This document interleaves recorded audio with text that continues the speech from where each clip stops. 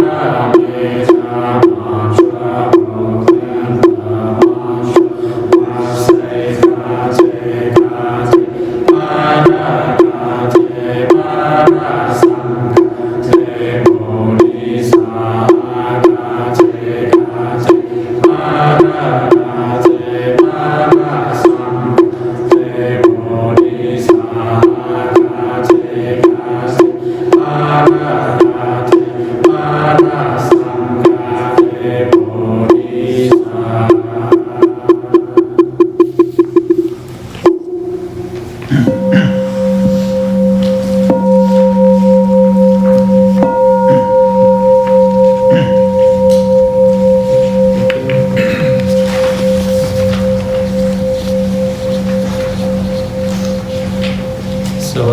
evening, my dear friends. Today is January the 2nd, 2018. Welcome for tonight's meditation in Dharma House. And Happy New Year. Everybody have wonderful New Year so far. As you know, today is January the 2nd, 2019, right? The year of the one. The year of the pig.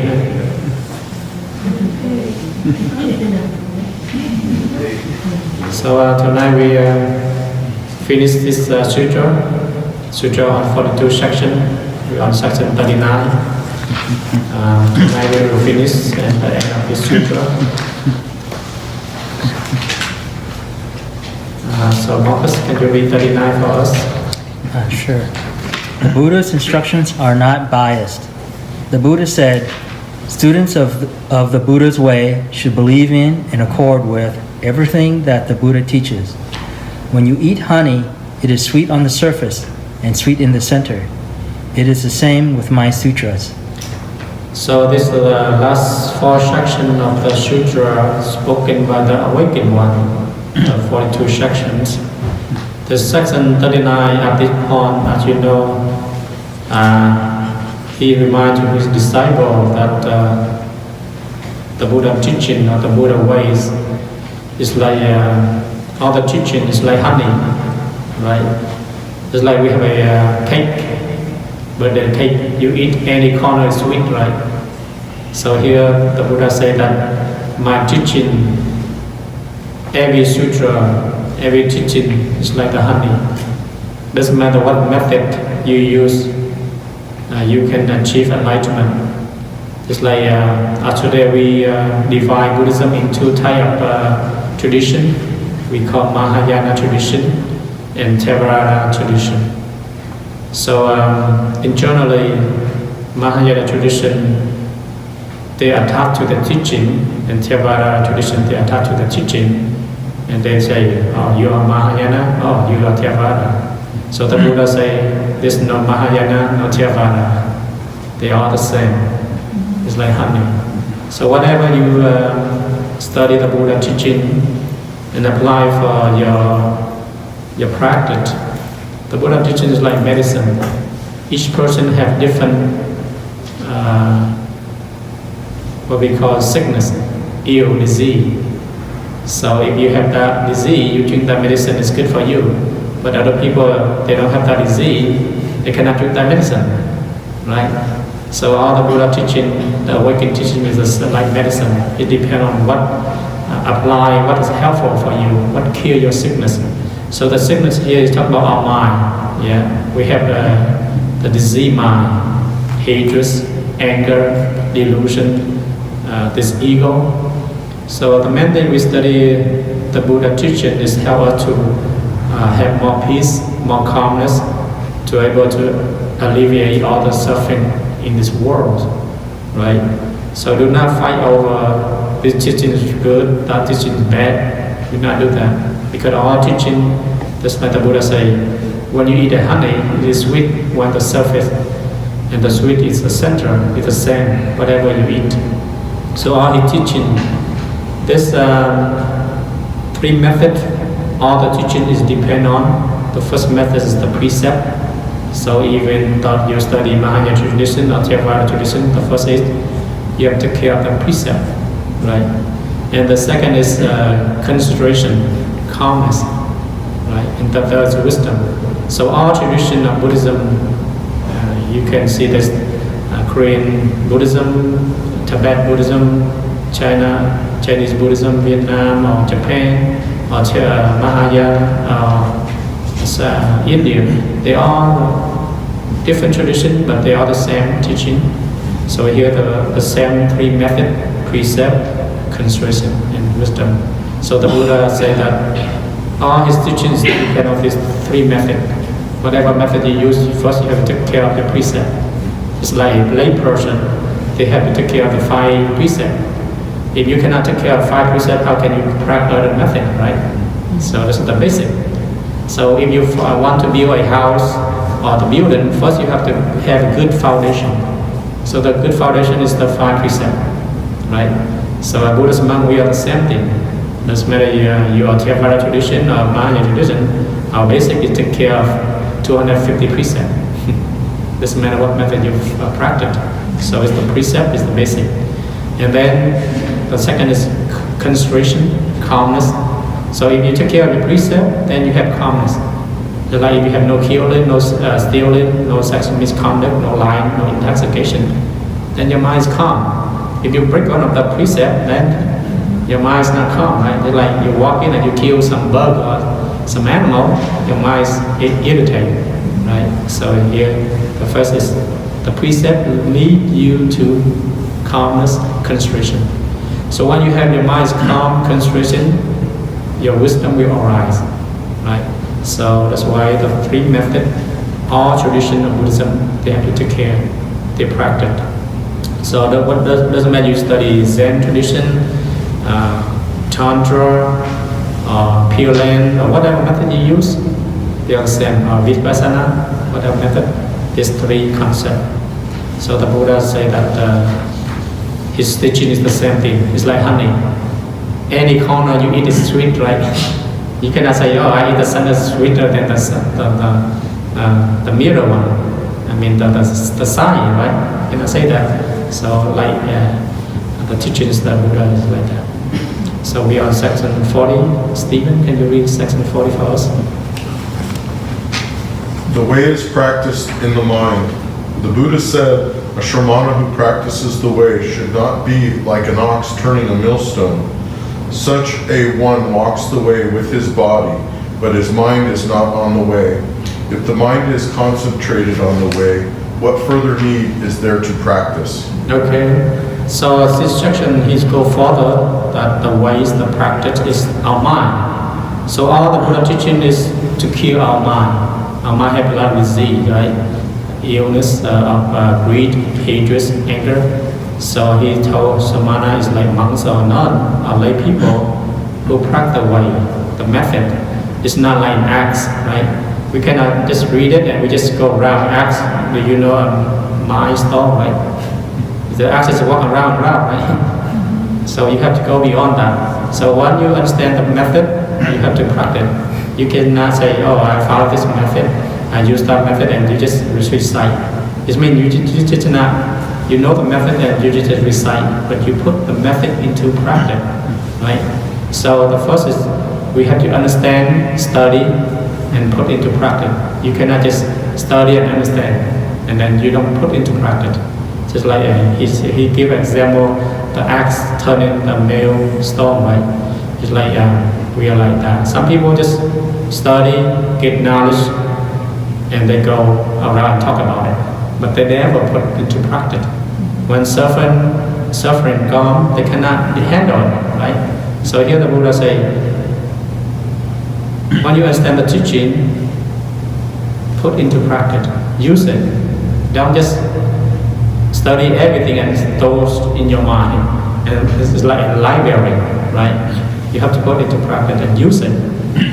Just like when we eat something, some food, you cannot just eat and store in your tummy, right? You have to what?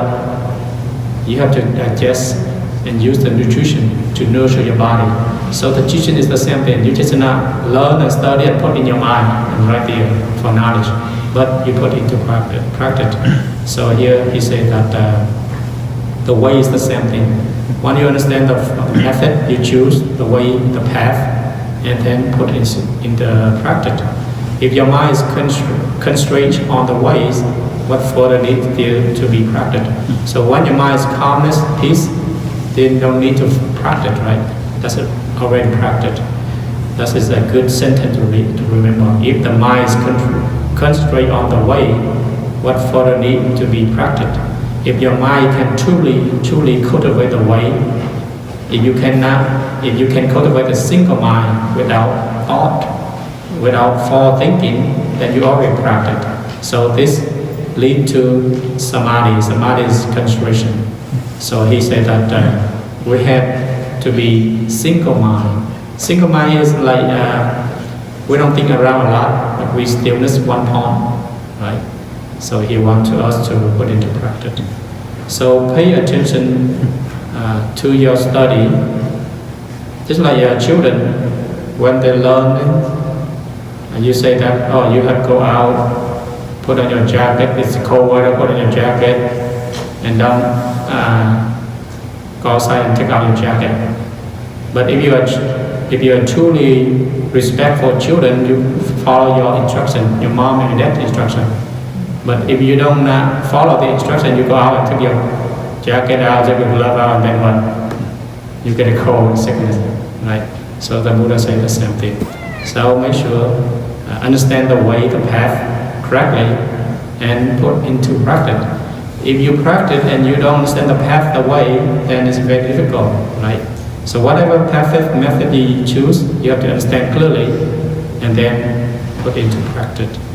So he say the section 4 is the way is the mind, in the mind, not outside the mind. So all the method of the Buddha practice is conquer our mind, our desire, thinking mind.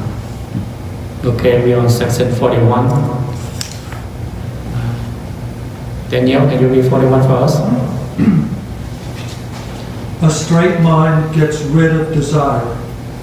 The Buddha said, one who practices the way is like an ox pulling a heavy load through deep mud. The ox is so extremely exhausted that it dares not glance to the left or right. Only when it gets out of the mud can it rest. The Shramana should regard emotion and desire as being worse than deep mud. And with an undeviating mind, he should be mindful of the way. Then he can avoid suffering. Okay, so this section the Buddha gives a straightforward example. He gives example like an axe that go into a deep mud, and the axe when it enter the mud, deep mud, what it need to go out, it need to use its strength to get out of the mud. So here he gives us example like us. If we choose the way, practice the way, want to enlightenment, we have to go directly. If we cannot look back and forward, right?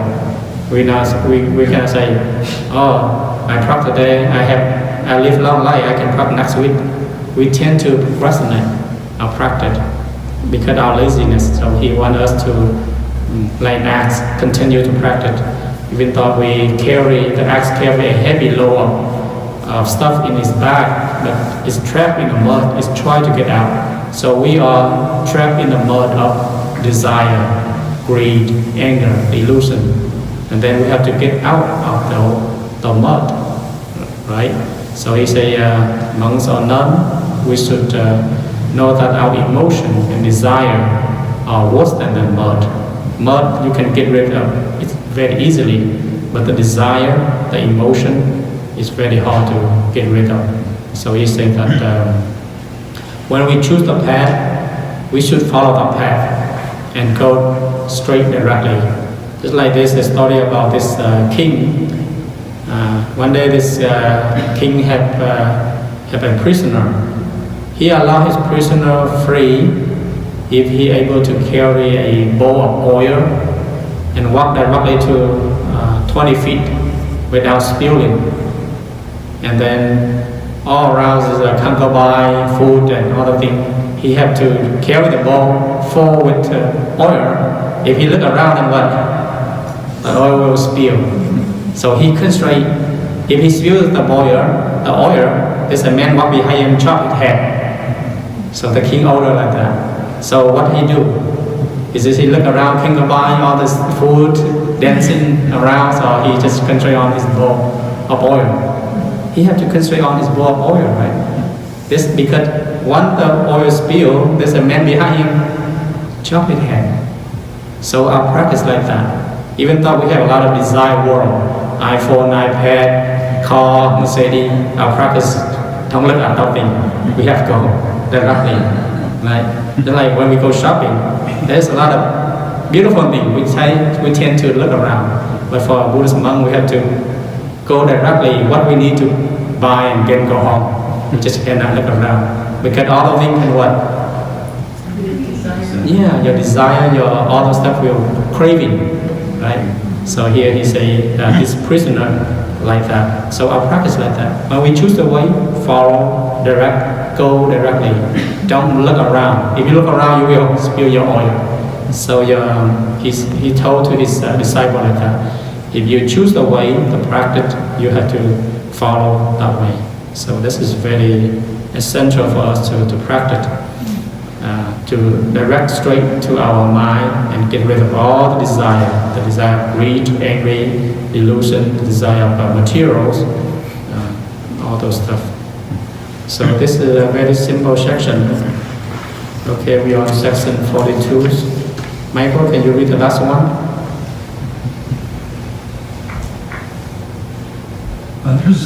Understanding that the world is illusory. The Buddha said, I look upon royalty in high positions as upon the dust that floats through a crack. I look upon treasures of gold and jade as upon broken tiles. I look upon fine silk clothing as upon cheap cotton. I look upon a great thousand-world universe as upon a small nut kernel.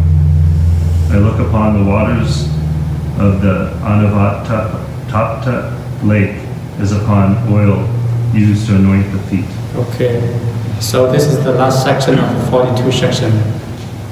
From this on, the Buddha see everything in the world is what? It's illusion. He see gold, treasure, fame is like like trash, right? You can, all the things cannot make his desire arise, right? It's generally when we see gold, money, we feel what? We feel happy, we feel greed. Like when you walk in the street, there's suddenly $100 falling in the pocket, there's nobody.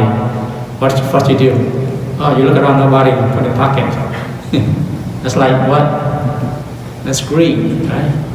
So for him, being a prince, have everything, the future king, he left all behind and to become a chief enlightenment, to get rid of all this material.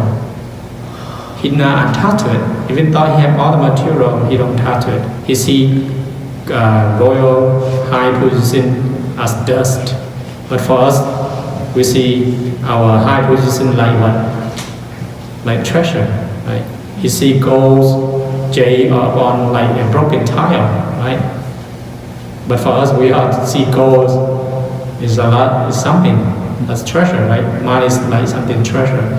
So as a human, we create money, we create gold for the benefit for us. But when we create our thing, we become attached to the material. It's like we create a house, the car for our benefit, for our living.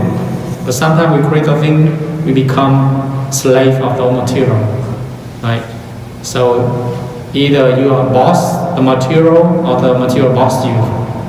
Right? You have to choose the material you create, you become the slave. Right? So here he said the same thing.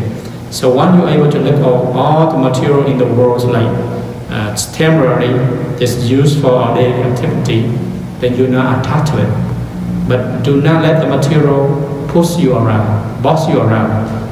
Sometimes the food boss us around. If we sit here meditation and suddenly we like something arise, some food arise, then what? Our the saliva start running. We thought, oh, next after this class I will try to get that food right away. You mean you boss the food or the food boss you? The food's boss you, right? Make you craving, you chasing. So here he said that we have to take control ourselves for all materials that we create as human create, right? So this is the last chapter of the Sutra, talk about a person who truly enlightenment, they can able to control all material without attachment, without desire. They just use material, but they are not attachment. They can use car, phone, clothes, shoe, but they do not attach to it. But for us, when we use the materials, we become the slave of material, right? So at this point, a person who truly enlightened can able to the land of peace, to the land of calmness with the mind, without any desire. So this is the last chapter of the 42 section. This is a very good sutra. It's for you to take it home with you. Whenever you, sometimes we have to reread it and able to understand, and then every day we read one section and apply it to our life. Right? It's very helpful during your practice, during your life. If you truly practice, you should use these 42 sections to apply your daily life. Some section you like, sometimes section you don't like, don't worry about it. Pick whatever you like, benefit for you. All he teaches like medicine. 42 sections like 42 pure medicine. So whatever medicine is good for you, choose it. If that's not good for you, don't use it. So the Buddha said the same thing. So I hope you understand this sutra on 42 sections spoken by the awakened. It's very helpful for us to apply in our daily life, in our practice. And today we achieve enlightenment because you can practice sutra, you can get enlightenment, right? Because go back to the Buddha saying, all his teachings like honey, everywhere sweet, right? So it's very important, essential for us to keep in mind. Okay, do you have any question, comment about this whole sutra, 42 section? Any section that you don't understand, or you have further information? Or any suggestion that you like to share from your study, from this sutra, what you like and what you dislike, and what is benefit for you? Just your essay right here. Go on, write an essay. After the finish the sutra, you have to write some kind of essay, right? Yes, go ahead, Daniel. In section 41, the ox in the deep mud and the load, I understand that we're like the ox, and the deep mud is like the emotion and desire. Could you explain some what the heavy load? The heavy load is this body we carry. We carry wife, husband, children, car, house, all the material. You carry your boss, your bill, your electric bill, all the stuff. It's very heavy, right? Yes. Is the heavy load also our karma? It's also your karma, yeah. All the material you use is your karma too.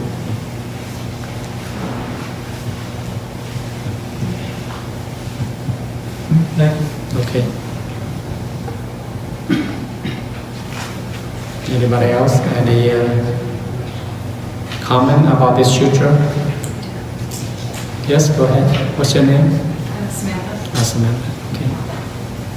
Is he saying that all emotion and desire is bad? Because it's kind of a human emotion and desire is not bad. It's just like you attach to it, it's bad.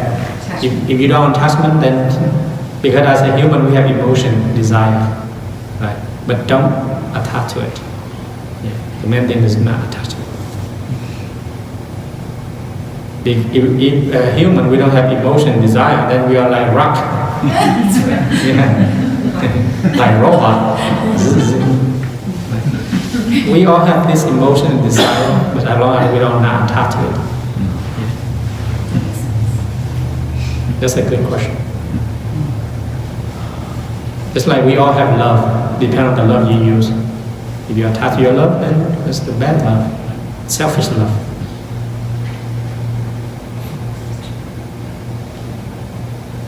Any comment, question, or anything like you to share for the New Year's? Any story? Yes, Daniel. Yeah, I had another question that I need to explain some, Okay. and I think it does relate to the 42 sections. So the basic question is, why did the Buddha leave his family? And I know the story of the Buddha, and I know, the Buddha saw the old person, the sick person, the dead person, and the monk. So I understand all that and what he went through.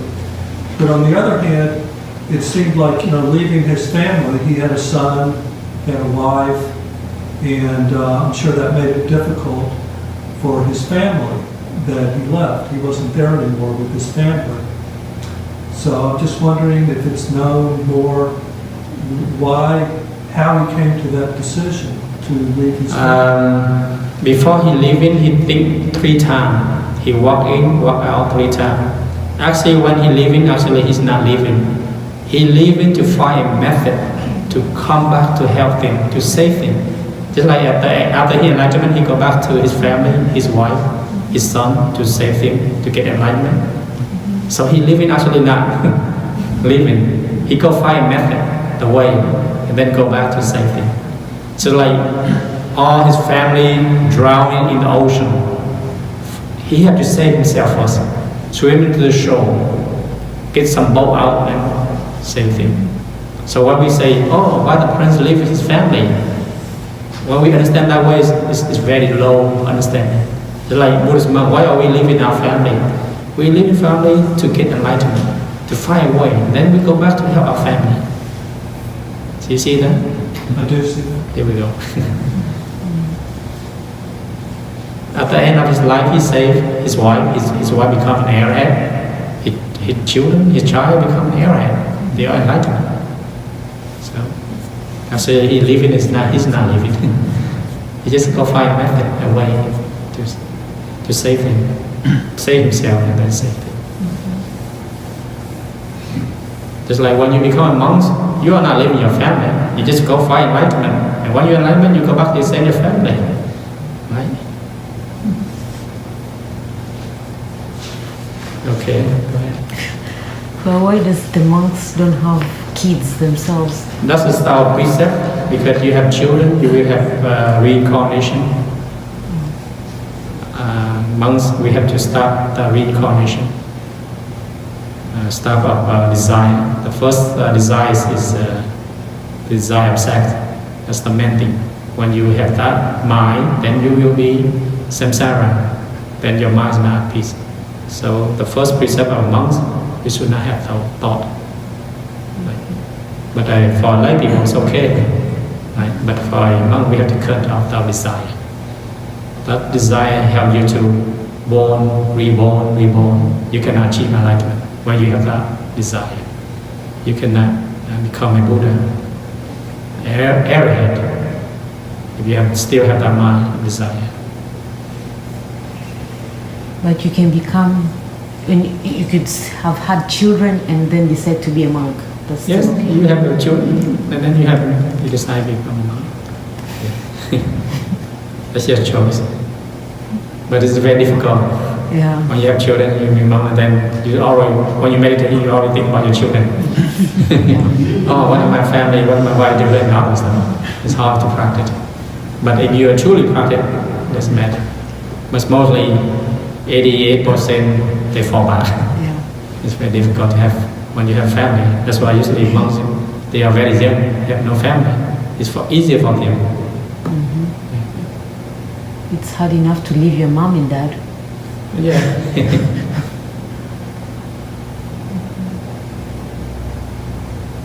Okay, anybody else? That's a good question. Yes, go ahead, Daniel.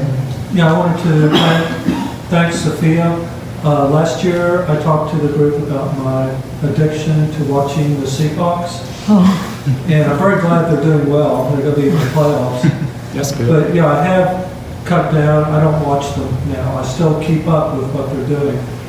But my addiction is mostly gone away. Thanks to Sophia. She explained how to take care of that. Oh, the hawk, the Seahawk will say feel bad for you. For them. The Seahawk will feel bad for them. They lost one of their the fan. Right, they lost one. Well, yes, you're right. And then they have no money. The fan will build all the materials. As long as we see and we craft, we see but don't attach to it. Yes, you have a question? How did Sophia help you? Yeah, well, I asked her how to break a habit, how to stop a habit, Don't watch. and she gave me some very good advice. Yeah, she said, just stop doing it, because it's right. The reason we have a habit, we do something and then we do it more. So the habit is a cycle, and you just have to stop doing it. Yeah, Very simple, straight direct answer. Don't do it. don't do it. Or just do it. Just do it.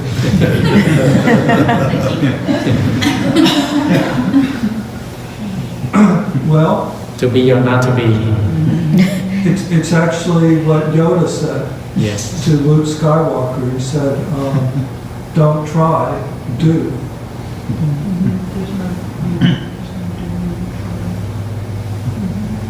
It's related to Buddhism. It is. Yes. Okay, anybody else? Question, comment? Anything to like to share for the New Year's?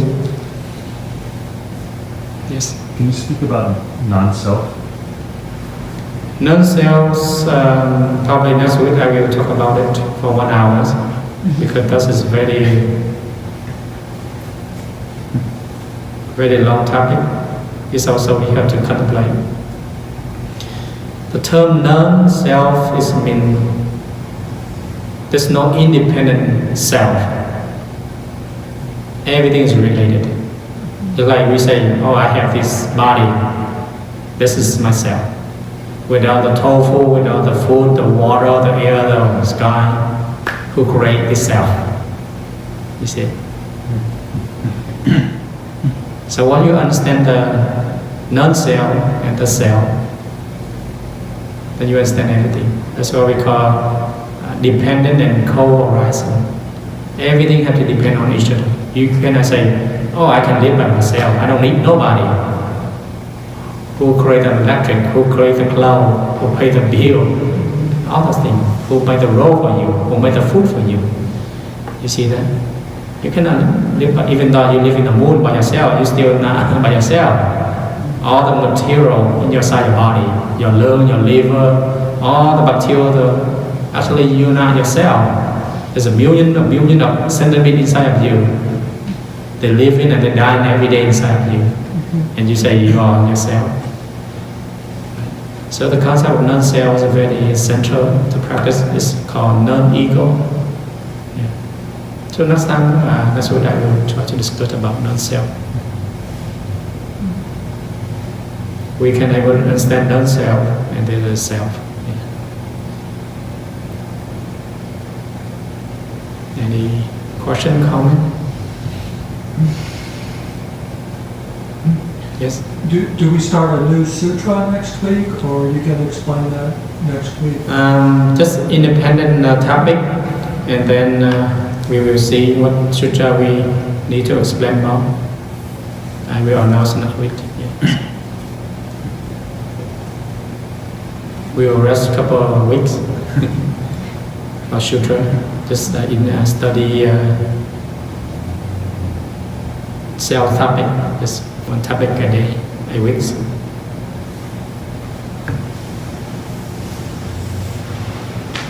No more question, comment?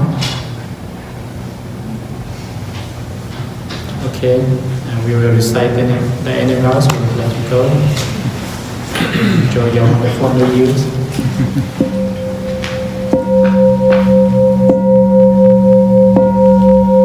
Living being or innumerable, I vow to save them all. Affliction or endless, I vow to drag them all. The Dharma God countable, I vow to study them all. The Buddha ways and excelled, I vow to attain it. I vow that the merit and virtue from this will go everywhere, enrich everyone. so that ours and all living beings may realize the Buddha way.